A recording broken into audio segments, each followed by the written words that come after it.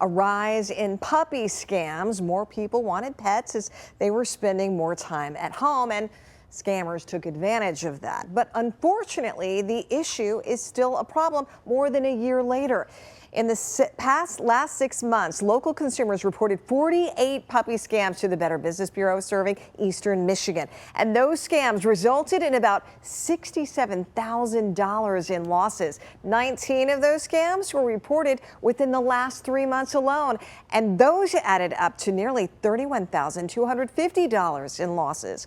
A woman from White Lake Township knows this feeling of loss all too well. She got scammed just within the last month, and she contacted me to share her story so you don't waste your money.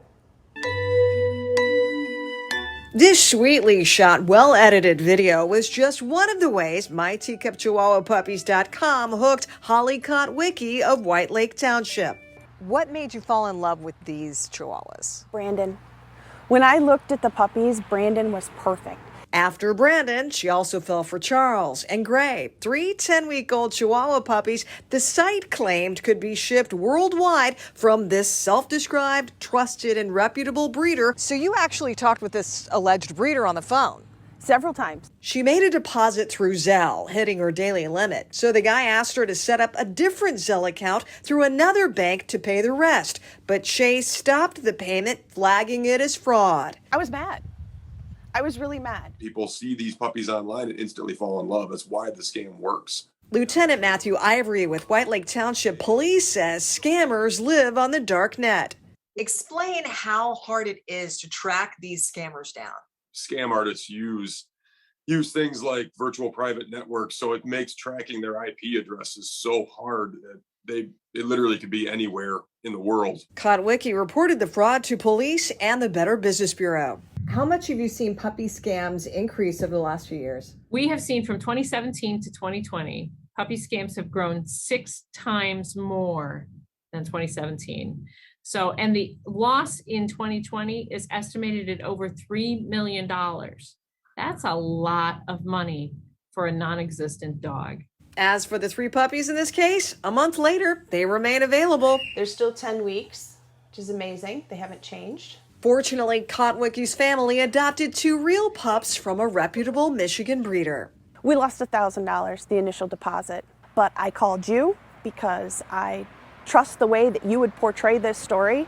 I'm not embarrassed that I lost it. I am more upset that it could happen again and there's no way to prevent it. We want to thank Holly for sharing her story with us. The White Lake Township Police and the BBB recommend several steps to avoid a puppy scam. First, arrange to see the puppy in person before you buy. If you can't visit the breeder for yourself, ask them to meet you with the puppy at a safe location, like a police department parking lot or lobby. And if that won't work, ask for a virtual live meetup via FaceTime or video conferencing. Also look for bad grammar or misspellings in emails or texts, big red flags there.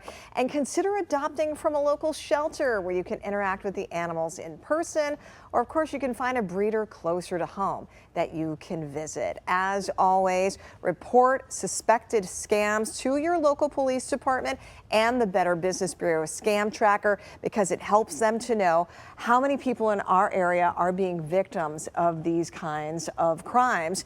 And if you use those money transfer apps like Zelle, that's like cash. Absolutely. Once it's gone, unless the recipient is kind enough to send it back.